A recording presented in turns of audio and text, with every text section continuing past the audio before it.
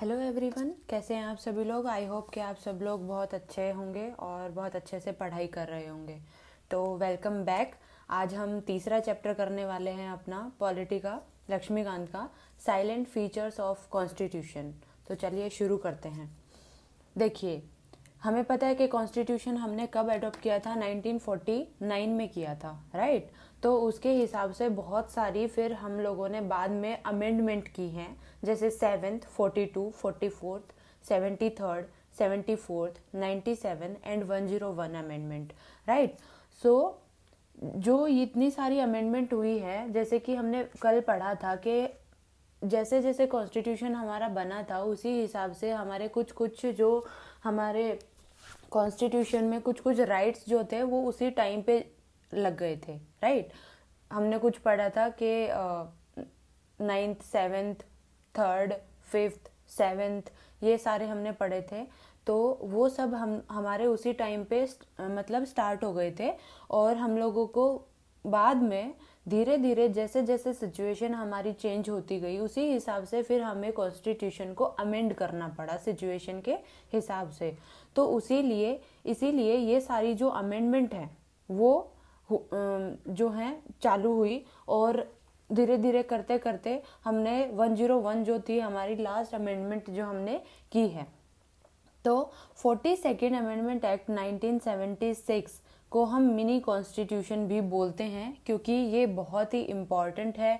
बहुत large number में, बहुत सारे पार्ट्स में हमने इसके अंदर बहुत सारी चीज़ों के अंदर इसके अंदर जो है चेंज किया है, तो इसीलिए इसे मिनी कॉन्स्टिट्यूशन भी बोलते हैं। तो 42nd वाला जो अमेंडमेंट है 1976 के अंदर जो है ये अमेंड हुआ था, इसे मिनी कॉन्स्टिट्यूशन बोलते हैं। और ये बहुत इम्पॉर्टेंट है क्योंकि ये एक बार एग्जाम में पूछा भी गया है कि मिनी कॉन्स्टिट्यूशन जो है किस अमेंडमेंट एक्ट को बोलते हैं, तो 42nd को बोलते हैं, ये याद रखिएगा। However, in Keshwananda Bharti case, 1973, the Supreme Court ruled that the constituent power of the Parliament under Article 368 does not enable it to alter the basic structure of the Constitution. देखिए, Kesavananda Bharti case बहुत ही famous case रहा है और अभी अभी हाल ही में उनका देहांत भी हो गया है जिन्होंने ये केस फाइल किया था। तो ये बहुत इम्पॉर्टेंट है और ये क्रोनोलॉजी के हिसाब से इसको पूछा गया है बहुत बार। बहुत सारे स्टेट के जो एग्ज़ाम होते हैं उसके अंदर इसको पूछा गया है कि जो केशवानंदा भारती केस है वो 1973 में हुआ है, मिनर्वा मिल केस कब हुआ है, इंदिरा साहनी केस कब हुआ है। तो ये क्रोनोलॉजी के हिसाब से बहुत बार पूछा गया है। तो ये याद रखिएगा कि जो केशवानंदा भारती केस है वो 1973 के अंदर हुआ है, राइट। तो इसके अंदर सुप्रीम कोर्ट ने रूल किया, अपना जो एक स्टेटमेंट दिया है कि पार्लियामेंट जो है वो अंडर आर्टिकल 368 के अंदर आपका जो कॉन्स्टिट्यूशन का बेसिक स्ट्रक्चर है उसको चेंज नहीं कर सकते हैं, आप उसको ऑल्टर नहीं कर सकते हैं। तो अब ये बेसिक स्ट्रक्चर क्या है? देखिए, जो बेसिक स्ट्रक्चर होता है वो सिर्फ सुप्रीम कोर्ट को ही पता है कि भाई हमारा बेसिक स्ट्रक्चर कॉन्स्टिट्यूशन का क्या है। क्योंकि अगर सुप्रीम कोर्ट ने ये डिफाइन कर दिया कि भाई ये हमारा बेसिक स्ट्रक्चर है और ये आप ऑल्टर नहीं कर सकते हैं, तो ये ना एक जो पार्लियामेंट है उसके पास ना उसका एक पॉजिटिव मतलब फ़ायदा उठाने की कोशिश करेंगे ये लोग कि भाई अच्छा ये है तो हम दूसरी चीज़ों को अमेंड कर देते हैं या दूसरी चीज़ों को ऑल्टर कर देते हैं कॉन्स्टिट्यूशन के अंदर।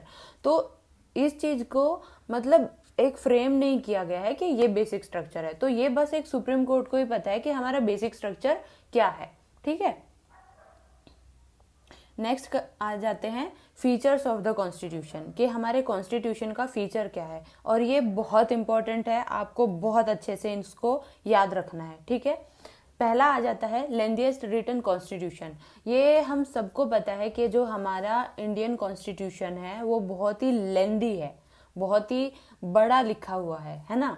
तो रिटर्न का है यहाँ पे, जो रिटर्न हमने जो ये लिया है वो लिया है अमेरिकन कॉन्स्टिट्यूशन से, और जो ब्रिटिश कॉन्स्टिट्यूशन है हमारा वो है अनरिटन। देखिए, अनरिटन का मतलब ये नहीं है कि ये कहीं पे लिखा हुआ नहीं है।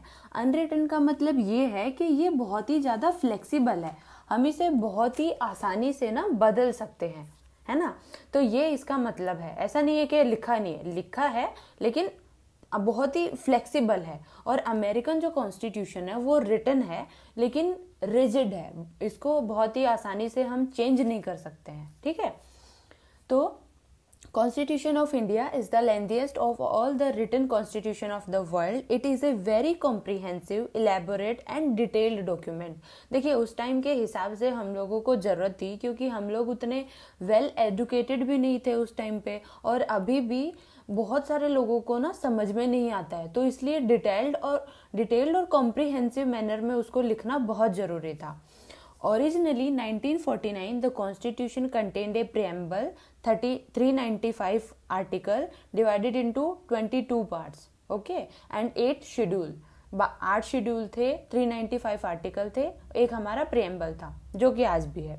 तो अभी 2019 के हिसाब से हम क्या कंसिस्ट कर रहे हैं, एक प्रियम्बल है, 470 हमारे आर्टिकल्स हैं जिसके 25 पार्ट्स में हमने उसको डिवाइड किया हुआ है, और 12 शेड्यूल हैं, ठीक है। तो ये शेड्यूल हम डिटेल में पढ़ेंगे अभी बाद में जब आगे आएंगे उसमें, ठीक है, वो मैं आपको अच्छे से समझा दूंगी। और ये याद होना भी बहुत ज़रूरी है कि जो हमारे 12 शेड्यूल हैं इसमें से हमेशा क्वेश्चन आता ही आता है कि भाई फर्स्ट शेड्यूल किस चीज़ से रिलेटेड है, एमोलमेंट से कौन सा शेड्यूल रिलेटेड है, लैंग्वेज से कौन सा रिलेटेड है। तो ये सारी चीज़ें ना याद होनी बहुत ज़रूरी है, ये आप याद रखिएगा, ठीक है।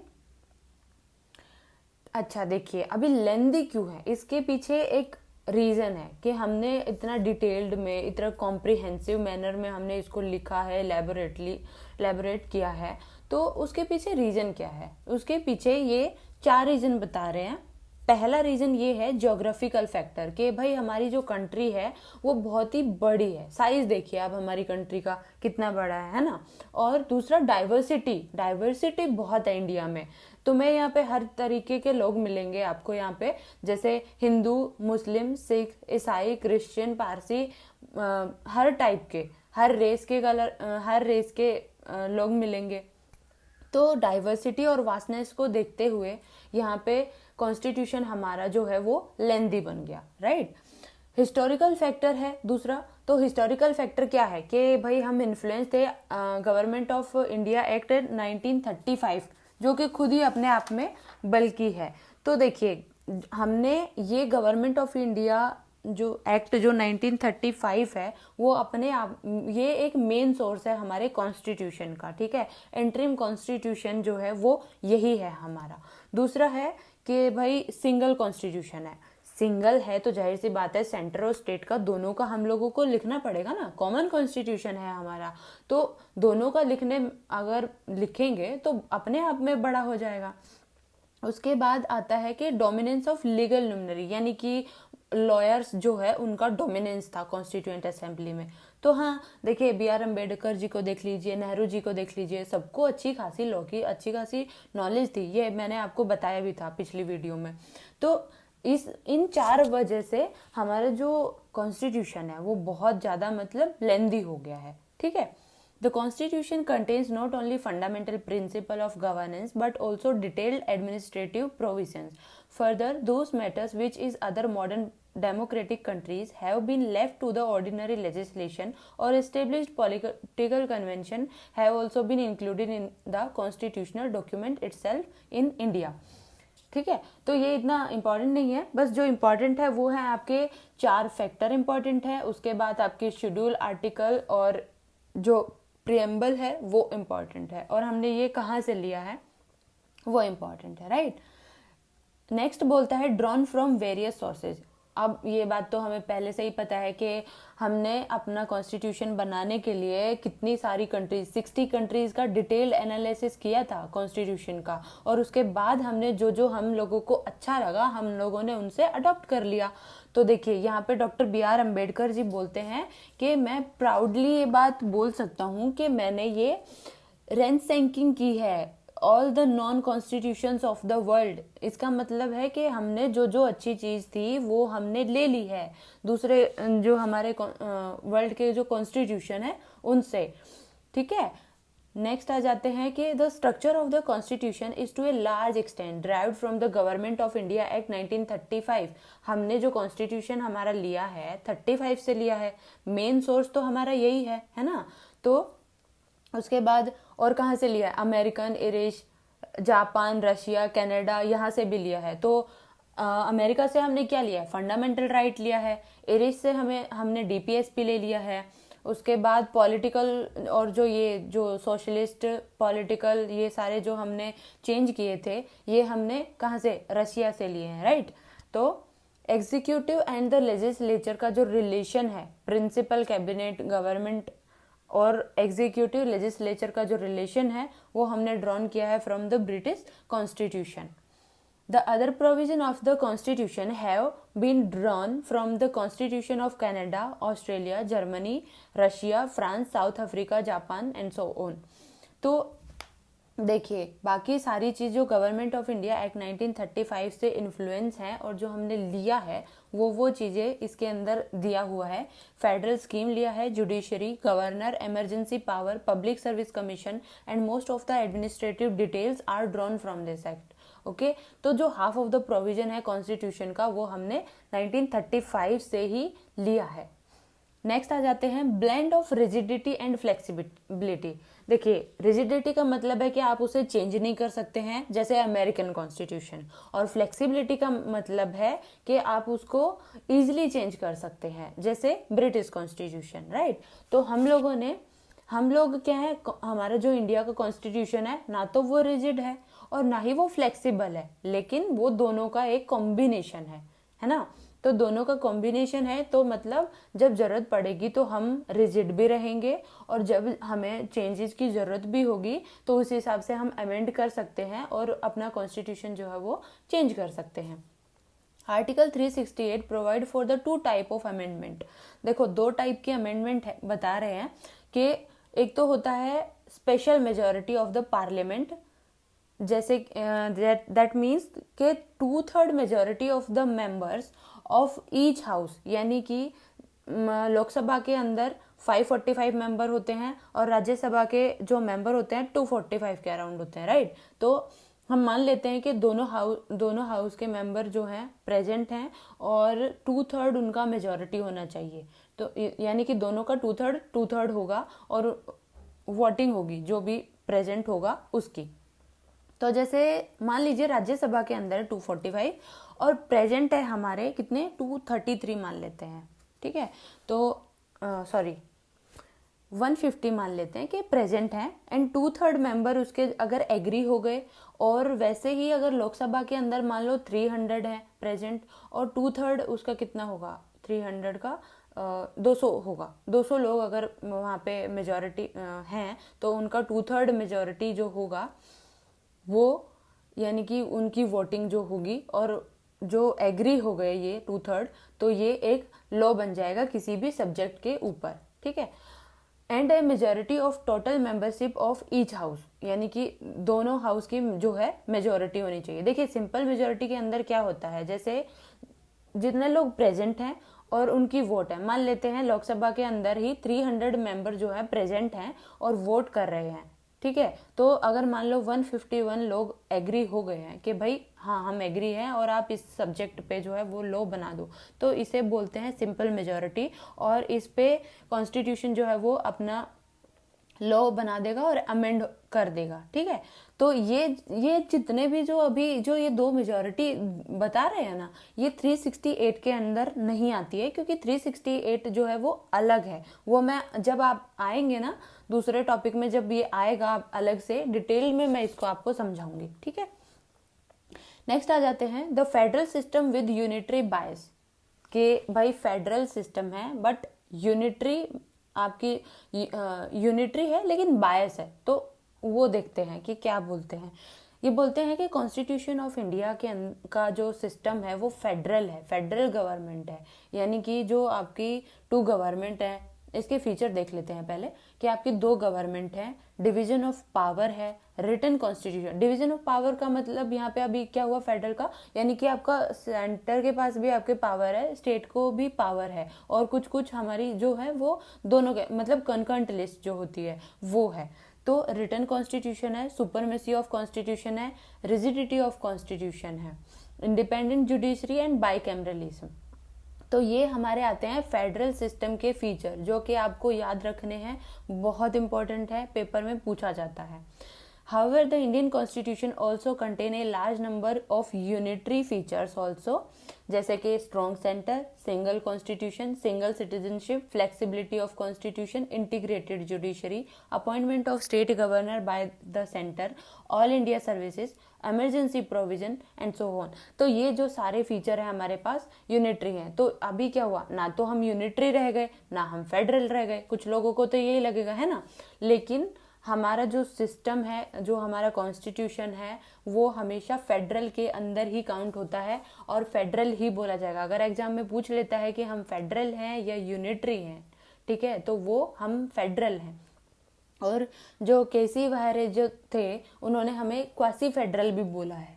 ओके, क्वासी फेडरल का मतलब है कि आप पूरी तरह से फेडरल नहीं हो, ना ही पूरी तरह से नॉन फेडरल हो, आप क्वासी फेडरल हो। देखिए, जो एक चीज है जो कि एक बार पूछा भी गया है पेपर में कि फेडरेशन जो वर्ड है वो कॉन्स्टिट्यूशन के अंदर यूज किया गया है या नहीं किया गया है। तो आर्टिकल 1 के अंदर ना ये दिया हुआ है कि union of state, India as a union of state, ठीक है, ये चीज दी हुई है। फेडरेशन कहीं भी यूज नहीं किया गया है, ये बहुत इंपॉर्टेंट है, याद रखना कि जो फेडरेशन वर्ड है कॉन्स्टिट्यूशन के अंदर यूज नहीं किया गया है, कहीं भी यूज नहीं है उसका, बस यूनियन ऑफ स्टेट है। इसका मतलब यहाँ पे दो चीज एम्प्लाई होती हैं। पहली, Indian federation is not the result of an agreement by the state, यानी कि जैसे क्या होता है ना कि कुछ कुछ छोटी छोटी स्टेट होती है। यहाँ पे स्टेट का मतलब है कि जो छोटी छोटी कंट्री होती है या छोटे छोटी जो कम्युनिटी टाइप से जो बना लेते हैं ना, एकदम छोटा छोटा जो कंट्री होता है। स्टेट का मतलब यहाँ पे अभी कंट्री है पॉलिटी के अंदर, राइट, अभी के लिए। तो ये बोलता है कि जो छोटी छोटी स्टेट्स होती हैं ये उनका एग्रीमेंट नहीं है, हमारी अपनी जो अपने नेशन के अंदर जो स्टेट थी हमने उसको एक साथ लेकर आए हैं, और वो कंट्री नहीं थी अलग से, वो इंडिया का ही पार्ट थी, बस वो अलग अलग रूल की गई थी। ओके, और सेकंड है, no state has the right to seceded from the federation. यहाँ पे इसका मतलब है कि कोई भी जो स्टेट है उसके पास ये राइट नहीं होता है कि वो मतलब वो हैंड ओवर नहीं कर सकते हैं किसी और को, समझ रहे हो। No state has right to secede from the federation, federation से आप अलग नहीं हो सकते हो। अलग होना है इसका मतलब कि आपके पास राइट नहीं है कि आप अलग हो जाओगे। ओके, तो यहाँ पे देखिए, यहाँ पे बहुत सारी हमें टर्म दी गई है कि बहुत सारे जो हमारे थिंकर होते हैं, पॉलिटिकल साइंस जिनका ऑप्शनल है उनको समझ में आ जाएगा ये चीज़, कि जो थिंकर होते हैं वो हमें अलग अलग टर्म्स देते हैं। जैसे केसी वारे ने बोला है कि क्वासी फेडरल है, उसके बाद मॉरिस जोन्स ने बोला है कि बार्गेनिंग फेडरलिज्म है ये, और ग्रैनविल ने बोला है कोऑपरेटिव फेडरलिज्म है। तो ये आपको याद रखना है, क्योंकि एक बार ये पूछा गया था कि क्वासी फेडरल जो हमें टर्म दी गई है इंडियन कॉन्स्टिट्यूशन के लिए वो किसने दी है, केसी वारे ने दी है ये, ठीक है, याद रखिएगा, ये बहुत इंपॉर्टेंट है। नेक्स्ट है parliamentary form of the government, ठीक है, पार्लियामेंट्री फॉर्म, देखो एक होती है पार्लियामेंट्री फॉर्म, एक होती है प्रेसिडेंशियल। जैसे पार्लियामेंट्री फॉर्म जो है वो ब्रिटिश गवर्नमेंट का पार्ट है, और जो प्रेसिडेंशियल है वो यूएस गवर्नमेंट का है। तो ये जो हमने लिया है पार्लियामेंट्री फॉर्म, ये हमने ब्रिटिश गवर्नमेंट से, ब्रिटिश के कॉन्स्टिट्यूशन से लिया है, ठीक है। The parliamentary system is based on the principle of cooperation coordination between the legislative and executive organs, while the presidential system is based on the doctrine of separation of powers between two organ, यानी कि जो दो organ है उनके बीच में आप power को separate कर दो, देखो क्या होता है, सेंटर का पावर अलग होता है उनका, स्टेट एकदम अलग होता है, कोई मतलब रिस्पॉन्सिबल नहीं होता है वहाँ पे। और पार्लियामेंट के अंदर रिस्पॉन्सिबिलिटी होती है, कोऑपरेशन होता है, कोऑर्डिनेशन होता है लेजिस्लेटिव का और एग्जीक्यूटिव ऑर्गन्स का, लेजिस्लेटिव का और एग्जीक्यूटिव ऑर्गन्स का, ये याद रखना। पार्लियामेंट्री सिस्टम जो है उसको हम Westminster model of government भी बोलते हैं। रिस्पॉन्सिबल गवर्नमेंट होती है और कैबिनेट गवर्नमेंट होती है, यानी कि एक छोटी सी कैबिनेट होती है और वो आपको सजेस्ट करते हैं, उससे आप सजेशन ले सकते हो, ठीक है। इसका फीचर्स है presence of nominal and real executive, यानी कि जो नॉमिनेटेड होंगे और जो रियल एग्जीक्यूटिव होंगे उनका प्रेजेंस होगा। मेजॉरिटी पार्टी रूल होगी। कलेक्टिव रिस्पॉन्सिबिलिटी होगी of the executive to the legislature, यानी कि जो एग्जीक्यूटिव है वो रिस्पॉन्सिबल होगा towards the legislature. Membership of the ministers in the legislature, leadership of prime minister और the chief minister. Dissolution of the lower house, यानी कि आप लोकसभा को आप डिसॉल्व कर सकते हैं, ये मतलब पार्लियामेंट्री गवर्नमेंट का ही फीचर है, ठीक है। और हमारे जो काउंसिल ऑफ मिनिस्टर्स होते हैं यहाँ पे रिस्पॉन्सिबल होते हैं वो लोकसभा के लिए। जो काउंसिल ऑफ मिनिस्टर वो कलेक्टिव रिस्पॉन्सिबिलिटी होती है, राइट। तो कलेक्टिव रिस्पॉन्सिबिलिटी होती है तो जाहिर सी बात है कि काउंसिल ऑफ मिनिस्टर जो है वो लोकसभा के लिए हमारे रिस्पॉन्सिबल होंगे। देखिए ये जो जो इसमें फीचर दिया हुआ है ना कलेक्टिव रिस्पॉन्सिबिलिटी, वो 2017 में यूपीएससी के प्री में पूछा गया था, तो ये इम्पॉर्टेंट है कि आप इसके फीचर्स को याद रखें, ठीक है।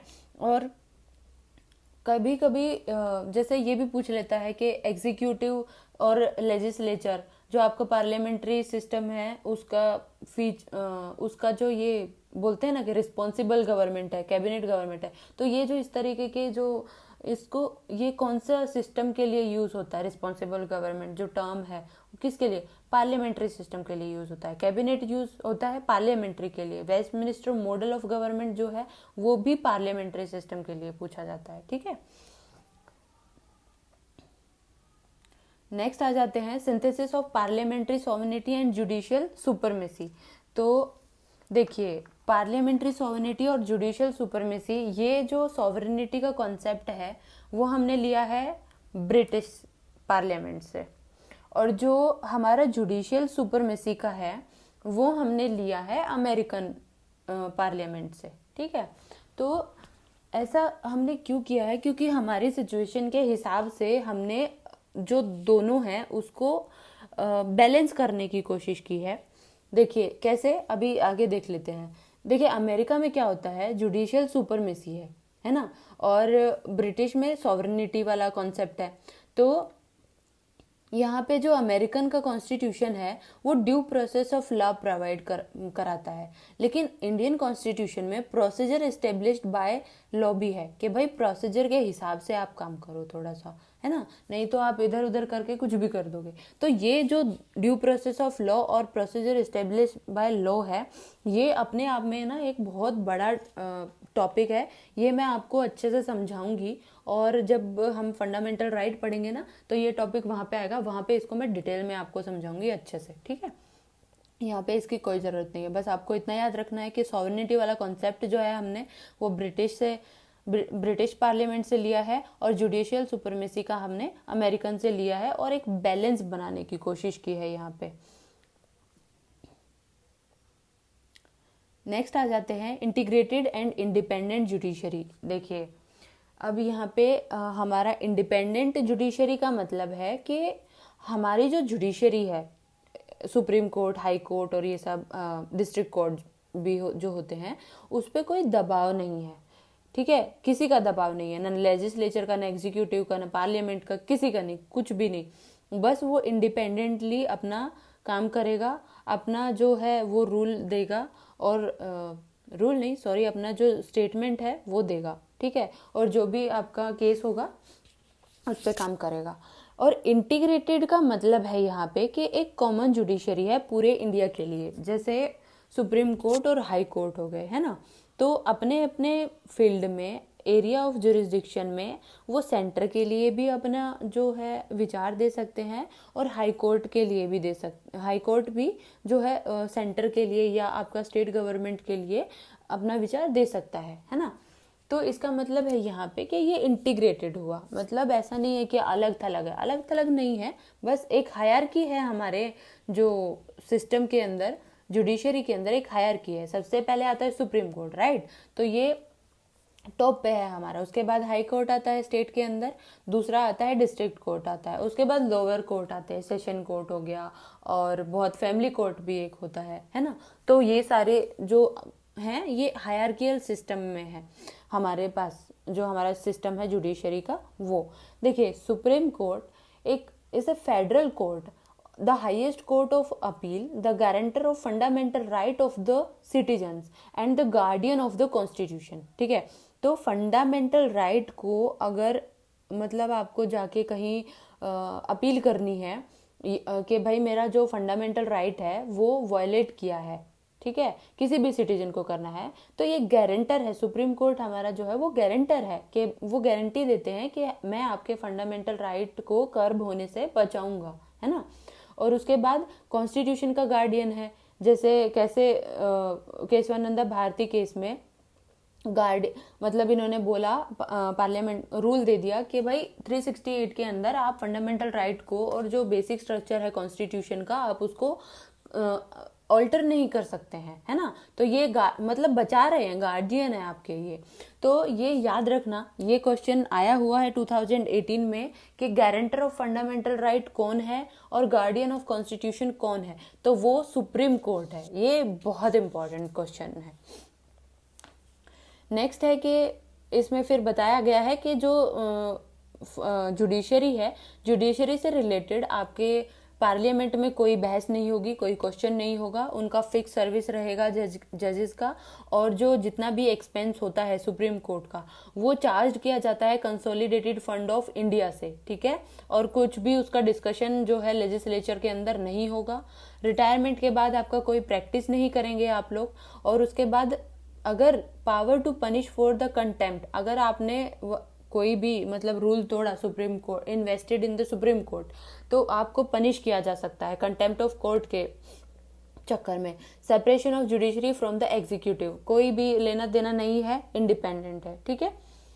नेक्स्ट आ जाते हैं फंडामेंटल राइट के ऊपर। तो फंडामेंटल राइट जो है हमारे, कितने फंडामेंटल राइट है? 6 है। किस पार्ट के अंदर आते हैं? 3rd पार्ट के अंदर आते हैं। ये पूछा जाता है छोटे छोटे एग्जाम में ना, पूछते हैं कि पार्ट 3 जो है वो किस चीज से रिलेटेड है, फंडामेंटल राइट से है, डीपीएसपी से है, या फंडामेंटल आपकी क्या बोलते हैं ड्यूटीज वगैरह आती हैं इसके अंदर। तो ऐसा नहीं है, फंडामेंटल राइट जो है वो पार्ट 3rd के अंदर आता है, ठीक है।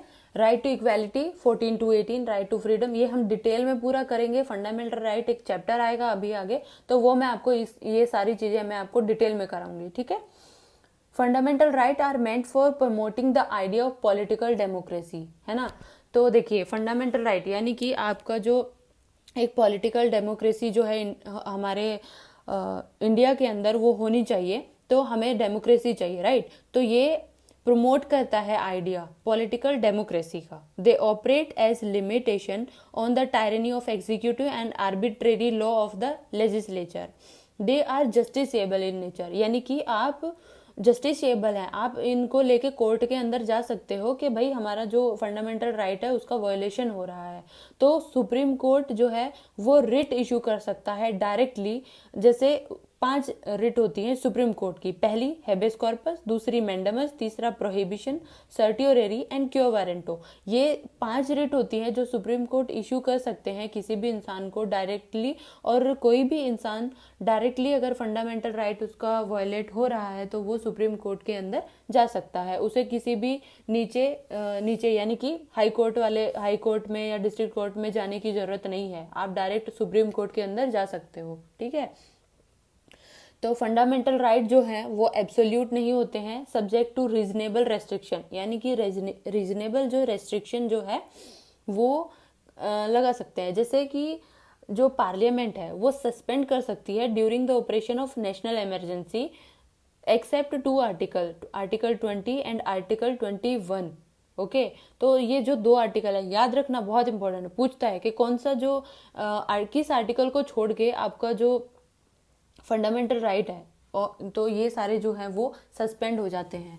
तो नेशनल इमरजेंसी के टाइम पे सिर्फ आर्टिकल 20 और 21 रहता है, बाकी कोई आर्टिकल जो है वो काम नहीं करेगा उस टाइम पे, सारे के सारे जो है सस्पेंड हो जाते हैं वहाँ पे। ओके, नेक्स्ट आ जाते हैं डीपीएसपी के अंदर। देखिए डीपीएसपी जो है ना वो क्या काम करता है, डीपीएसपी ना एक स्टेट वेलफेयर का काम करता है। यहाँ पे state welfare of state establish होता है इसकी वजह से। तो according to doctor B R Ambedkar, इन्होंने नोवल फीचर बोला है डीपीएसपी को of the Indian constitution. They are enumerate, ये पार्ट 4 के अंदर आता है कॉन्स्टिट्यूशन के। ये याद रखना कि डीपीएसपी जो है वो पार्ट 4 के अंदर आता है, फंडामेंटल राइट पार्ट 3 के अंदर आता है। और इसको 3 कैटेगरी में डिवाइड किया गया है। पहला सोशलिस्ट, गांधीयन और लिबरल इंटेलेक्चुअल। ये भी हम डिटेल में करेंगे जब हम आगे पढ़ेंगे, तो अच्छे से डिटेल में मैं आपको ये समझाऊंगी। तो देखिए, they seek to establish a welfare state in India, they promoting the idea of social and economic democracy, यानी कि भाई सोशल इक्वालिटी होनी चाहिए, इकोनॉमिकली आपको मतलब जैसे फॉर एग्जांपल आप एक आदमी काम कर रहा है, एक औरत काम कर रही है, तो आपको इक्वल पेमेंट मिलनी चाहिए सेम काम के को करने के लिए, है ना। तो ये इकोनॉमिक डेमोक्रेसी, इक्वालिटी हो जाती है यहाँ पे। Yet the constitution itself declare that these principles are fundamental in the governance of the country, and it shall be duty of the state to apply these principles in making laws. Hence they impose a moral obligation on state authorities for their application, but the real force यानी कि जो sanction लगता है behind them is political, that is public opinion. In Minerva Mill case 1980s, the Supreme Court held that the Indian Constitution is founded on the bedrock of balance between the fundamental right and directive principles. देखिए ये याद रखिएगा, पहला case हमारा आया था केशवानंदा भारती का 1973 में, ठीक है। दूसरा केस अभी आया है मिनेर्वा मिल केस 1980 में। ये बहुत इंपॉर्टेंट है, छोटे छोटे एग्जाम्स के अंदर ये पूछता है कि ये केस कब हुआ था, या 1980 में ये केस हुआ था तो क्या स्टेटमेंट पास की गई थी सुप्रीम कोर्ट के द्वारा। तो ये सब याद रखिएगा मेंस के अंदर, ये सब ना जब आप क्वेश्चन आंसर फ्रेम करते हो GS2 के अंदर, तो ये आप लिख सकते हो, इसकी वजह से आपके मार्क्स अच्छे खासे बढ़ सकते हैं। तो यहाँ पे इन्होंने बोला था कि जो कॉन्स्टिट्यूशन का जो बैलेंस है वो फंडामेंटल राइट और डीपीएसपी की वजह से मतलब अच्छे से बैलेंस्ड है, ठीक है। तो चलिए बाकी फंडामेंटल ड्यूटीज है आगे, तो ये मैं आपको कल कराऊंगी, अगले लेक्चर में कराऊंगी।